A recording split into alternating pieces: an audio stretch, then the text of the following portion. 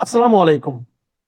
প্রিয় দর্শক, অন্য মঞ্চের আলাপচারিতায় আপনাদের সকলকে আমন্ত্রণ জানাচ্ছি।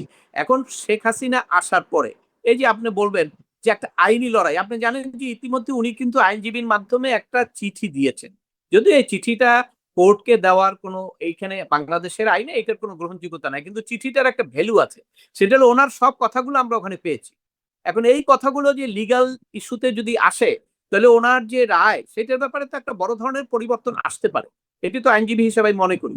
অতএব সেই জায়গায় উনি সেই আইনি সুযোগটা যেটা আছে সেইটা রেখে উনি রাষ্ট্রপতির কাছে আপনার ক্ষমা চাইবেন আর রাষ্ট্রপতি শাহাবুদ্দিন ক্ষমা করে দিবে।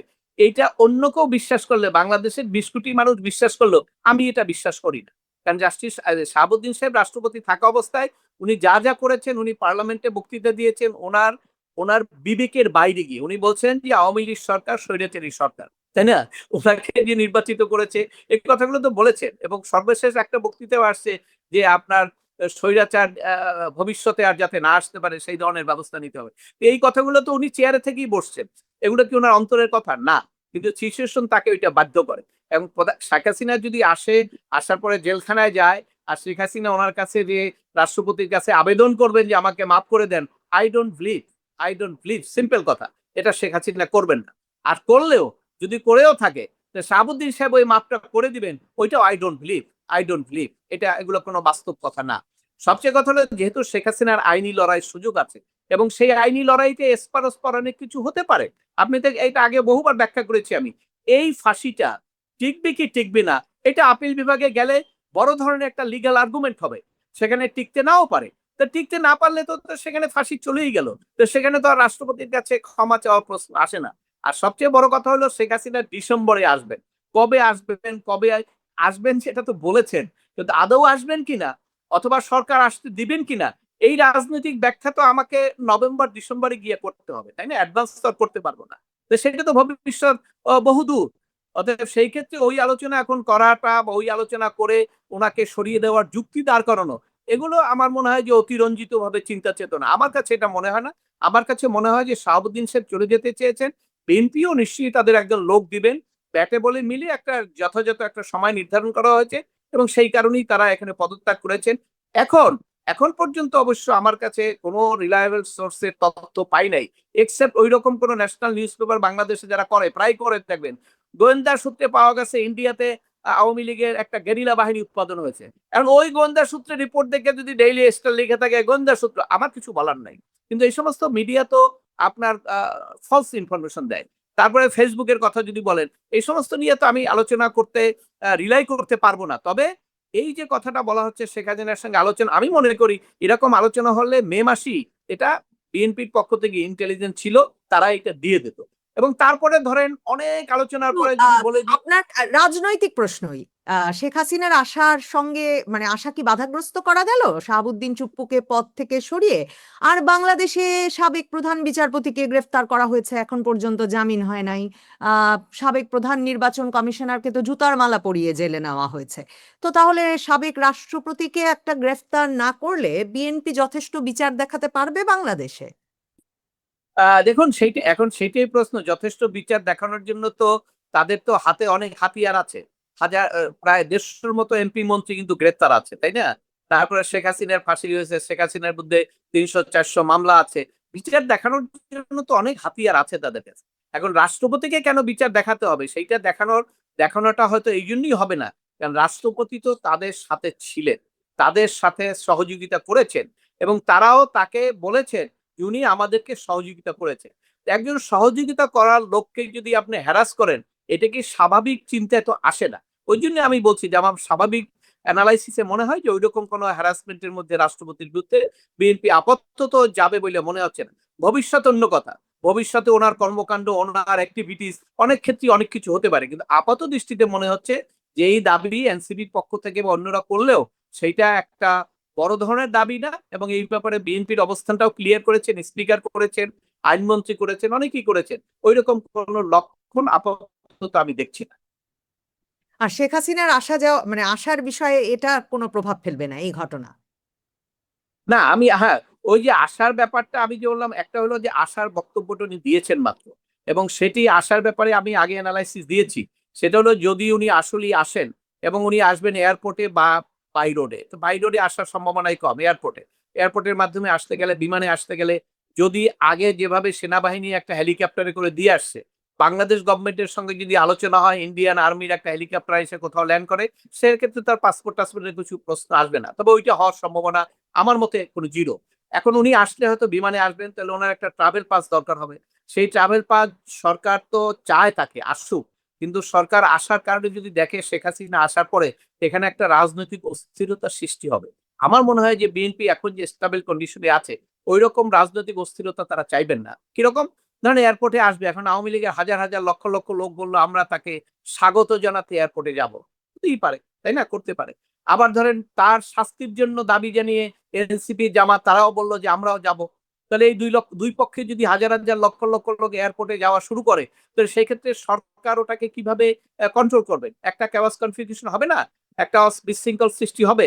সেই কারণে সরকারই তখন বলবেন যে না, এই রিস্ক নেওয়া যাবে না, ওখানে তাকে পাসপোর্ট, তাকে ট্রাভেল পাসও দেওয়া যাবে না, এবং সেখানে নিশ্চয়ই তখন তারা এই উদ্যোগ নিয়ে বলবেন যে না, এখন আসার জন্য তাকে ট্রাভেল পাস দেওয়া যাবে না। এবং এটা ট্রাভেল পাস দেওয়া না দেওয়াটা তো একটা রাজনৈতিক সিদ্ধান্ত। আপনার অধিকারের প্রশ্ন আসলে আপনি আবার কোর্টে যাবেন, কোর্ট থেকে আপনি একসময় সে অনুমতি পাবেন আসার জন্য, সেটা তো একটু সময়ের ব্যাপার। কিন্তু ওই মুহূর্তে যখন আসার কথা বলেছেন, সেটা বলেছেন, কিন্তু আদৌ আসবেন কিনা এখনো বলা যায় না, এবং আদৌ সরকার দিবেন কিনা ওই সময়ের সিচুয়েশন পরে, সেটাও এখনো ইটস টু আর্লি এই অ্যানালাইসিস গুলো করার জন্য।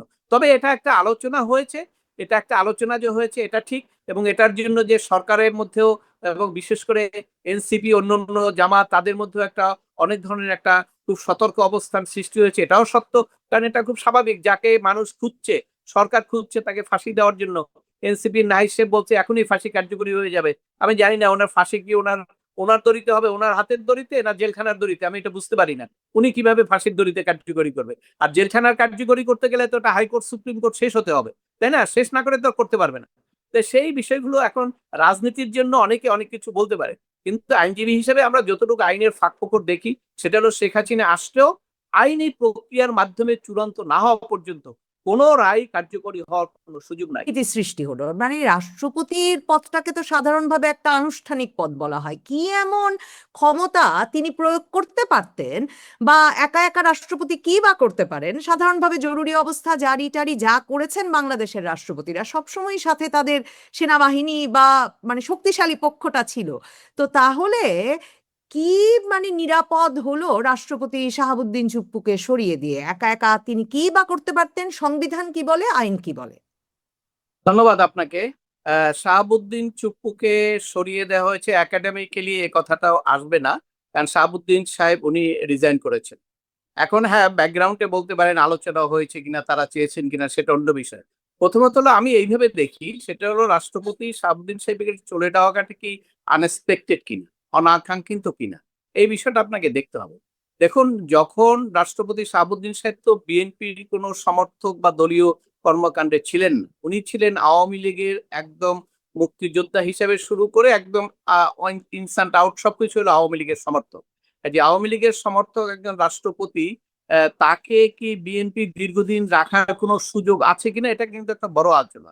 এখন প্রশ্ন আসতে পারে, তাহলে নির্বাচনের পরে কেন সরালেন না, এই প্রশ্নটাই আসতে পারে। কারণ হলো আপনি জানেন যে নির্বাচনের পরে সরকার যে স্টেবল হওয়ার জন্য, দেশে 18 মাস ছিল একটা অকার্যকর রাষ্ট্র, এবং সেখান থেকে একটা নির্বাচন আসছে, নির্বাচন নিয়ে বর্তমান বিরোধী দলরা একটা আপত্তি তুলে ফেলছে যে নির্বাচনে জালিয়াতি হয়েছে এবং আপনার এই নির্বাচন সঠিক হয় নাই। এরকম একটা পরিস্থিতিতে মোটামুটি সরকার হঠাৎ করে রাষ্ট্রপতিকে চলে যাওয়ার বিষয়টা উত্থাপন করাটা অতটা যৌক্তিক ছিল না, কারণ একটা স্টেবল সিচুয়েশন আসতে হবে, পার্লামেন্ট সিটিং হতে হবে, সবকিছু, স্পিকার নির্বাচিত হতে হবে। কারণ আপনি জানেন যে রাষ্ট্রপতি পদত্যাগ করলে দায়িত্বটা নিতে হয় স্পিকারকে, ওইরকম স্পিকার নির্বাচিত না হওয়া পর্যন্ত সেটা সুযোগ ছিল না।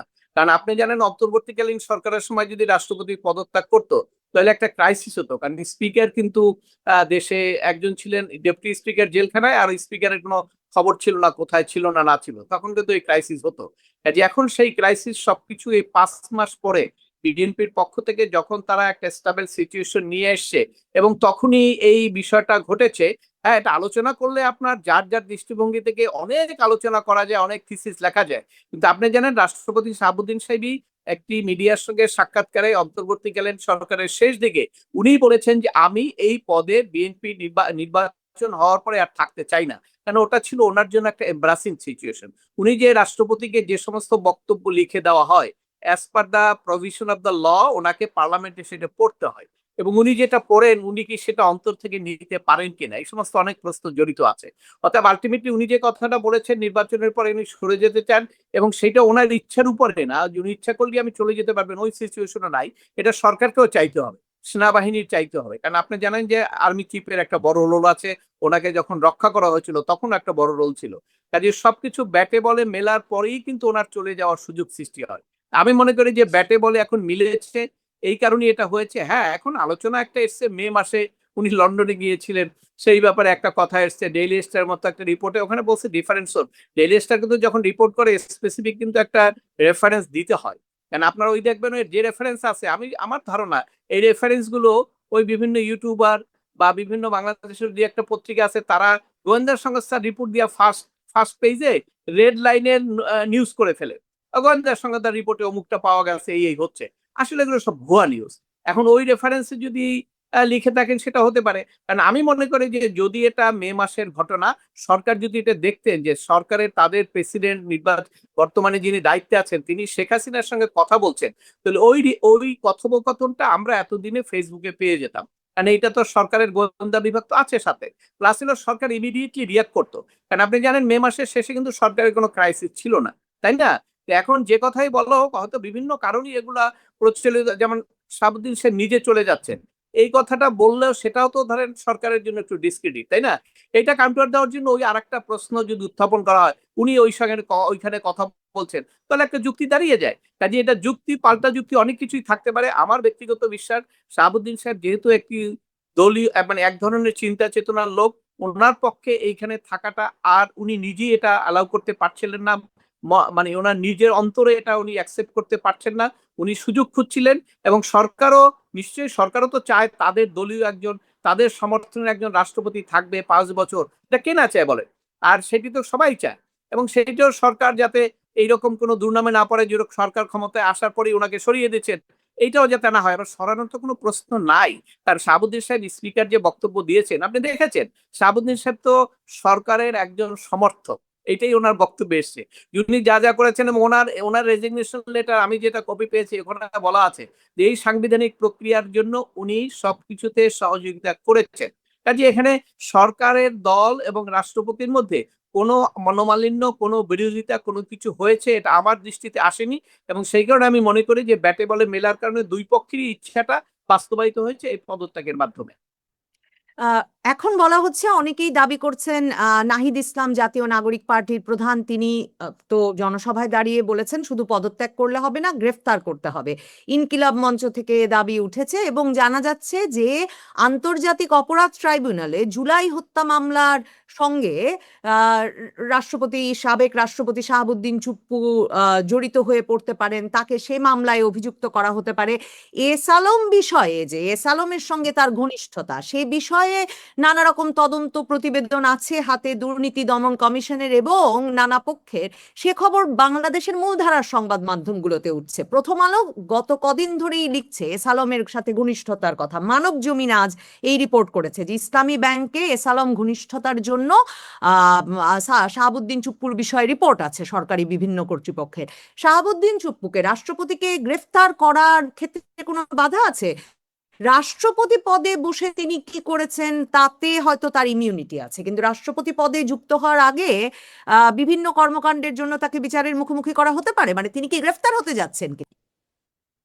ধন্যবাদ আপনাকে। দেখুন, প্রথম হলো যে আমরা মানুষ হিসাবে আমাদের একটা সহজাত প্রবৃত্তি, আমাদের যদি ক্ষোভ থাকে, ক্ষোভটা আমরা সুযোগ পেলেই প্রকাশ করি।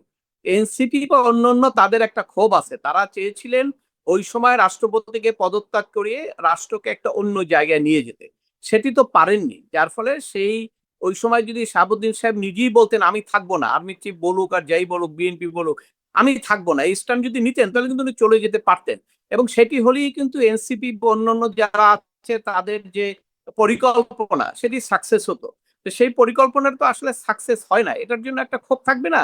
কাজে এই ক্ষোভের কারণে তারা কিয়ামত পর্যন্ত এই কথা বলতে থাকবেন, যখনই সুযোগ পাবেন যে এটা গ্রেফতার করো, একে ফাঁসি দাও, এগুলো বলবে, এগুলো কিছু যায় আসে না। আর সবচেয়ে কথা হলো, যদি বিএনপির পক্ষ থেকে যারা ক্ষমতায় আছেন তারা যদি রাষ্ট্রপতির ব্যাপারে এতটা সিরিয়াস হতেন, ওই সমস্ত বিষয় নিয়ে যদি নার্সিং করতে চাইতেন, তারা কিন্তু নির্বাচনের পরেই কাজ শুরু করে দিতে পারতেন। কিন্তু তারা কিন্তু সেটা করেন না, এবং প্রধানমন্ত্রী তো আগেই বলেছেন, ওনার বক্তৃতায় বলছেন যে উনি প্রতিহিংসার রাজনীতি করছেন না, করবেন না। অতএব সেই ক্ষেত্রে শাহাবুদ্দিন সাহেব আগে আওয়ামী লীগ ক্ষমতায় খালির সময় উনি নির্বাচিত হয়েছিলেন এবং উনি রাষ্ট্রপতি ছিলেন। আচ্ছা বলেন, এখানে রাষ্ট্র এর আগে যত রিপোর্ট এসছে, কোথাও এই যে পুলিশ রাস্তায় নামছে, গুলি করছে, প্রধানমন্ত্রী অফিসের কথা শুনেছি, আওয়ামী লীগের কথা শুনেছি, কখনো কি কোনো মিডিয়ায় আসছে যে রাষ্ট্রপতি কোনো একটা নির্দেশ দিচ্ছেন বা রাষ্ট্রপতি বলছেন এই এটি দমন করো? এরকম কোনো কথা তো নাই। কাজে ওইভাবে আপনি কিভাবে পেঁচাবেন তার মধ্যে?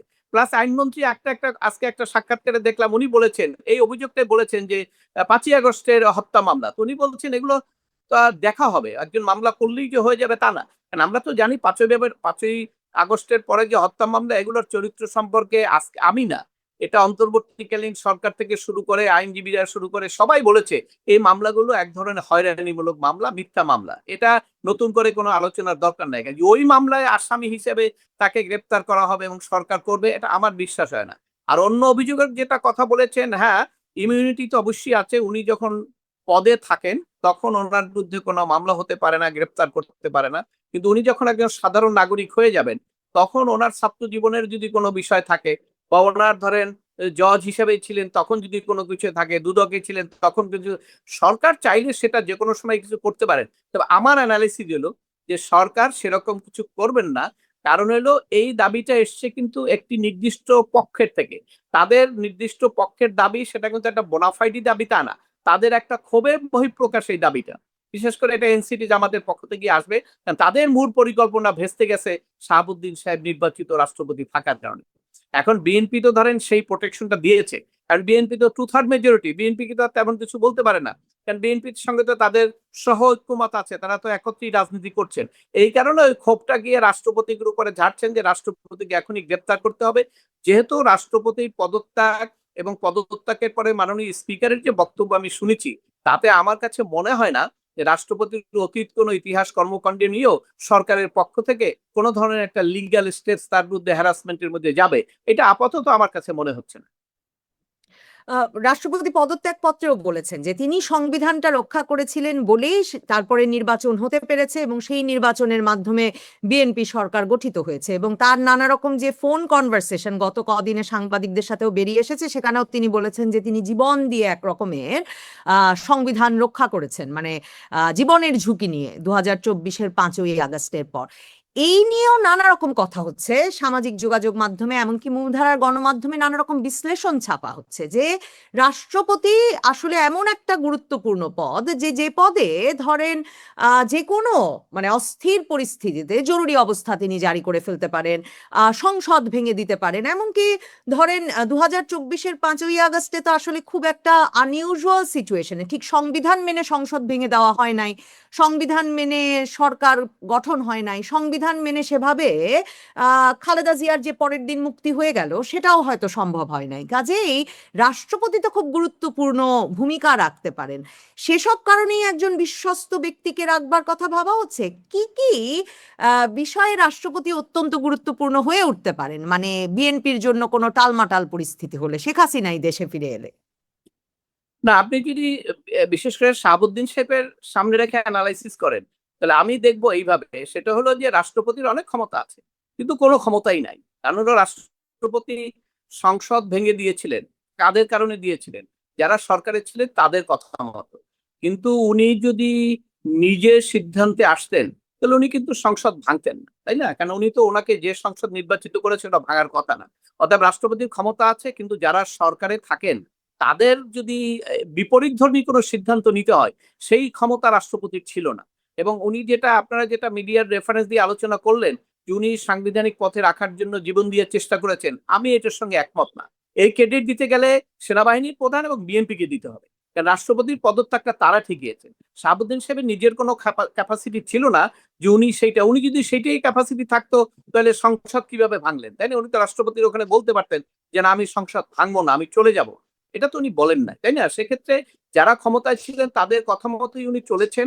এবং নির্বাচন হ্যাঁ, প্রথম কয়েকদিন যেমন এই সরকার গঠন টঠন সবকিছু হয়েছে, কিন্তু পরবর্তীকালে ইউনূস সাহেব যেহেতু তাকে সরিয়ে দিয়ে ওই পদটা দখল করতে চেয়েছিল এবং রাষ্ট্রকে অন্য একটি ধারায় নিয়ে যেতে চেয়েছিল, সেই জায়গাটায় বিএনপি এবং সেনাবাহিনীর প্রধান যেহেতু সাপোর্ট দেন নাই, সেই কারণে আর ওটা হয়নি। এটা এমন না যে রাষ্ট্রপতি শাহাবুদ্দিন হিসেবে নিজের ইচ্ছায় মেকানিজমটা হয়েছে, সাংবিধানিক পথে ফিরে এসছে, নট কারেক্ট আমার দৃষ্টিতে। তারপরে হলো এই যে কথাটা এসছে এখন সাংবিধানিক পদ্ধতিতে, ওনার মধ্যেই বলেছেন ওনার রেজিগনেশনের ভিতরে যে সাংবিধানিক পদ্ধতিতে ফিরে আসার জন্য আমি কাজ করেছি। কারেক্ট, উনি কাজ করেছে, উনি আপনার কাজ করেছেন মানে একজন রাষ্ট্রের প্রধান হিসাবে, কিন্তু সরকার তাকে সেটা করিয়েছেন। কারণ আপনি ধরেন এই কথাটা যদি বলেন যে উনি যে রাষ্ট্রপতির একটা আদেশ জারি করলেন, উনি কি এই আদেশটা জারি করতে পারেন? উনি তো পারেন না, তো উনি রাষ্ট্রপতি হিসেবে কেন জারি করলেন? তাহলে তার মানে রাষ্ট্রপতি তো ইচ্ছা করলেই ওখানে যে স্বাধীনভাবে সবকিছু করেছেন, নট দ্যাট। ওনাকে যেভাবে করানো হয়েছে উনি সেইভাবে করেছেন। সেটা অবশ্য উনি পরে বলেছেন যে আমি তো এক ধরনের ফোর্সলি সবকিছু করতে বাধ্য হয়েছি। কিন্তু এখন এই যে নির্বাচন আসলো, নির্বাচনের পরে ধরেন সংসদ গঠন হলো, সংসদ বসলো, বসার পরে রাষ্ট্রপতির তো একটা ক্ষমতা আছে যে কোনো কারণে সংসদ ভেঙে দেওয়া। কিন্তু উনি কি সেটা দিয়েছেন? ওনার তো সেই বললাম না, যারা ক্ষমতায় থাকে ক্ষমতার বাইরে গিয়ে রাষ্ট্রপতির তেমন কিছু করার ক্ষমতা নাই। ইভেন কি আপনার মাজার জিয়ারত করারও ক্ষমতা নাই।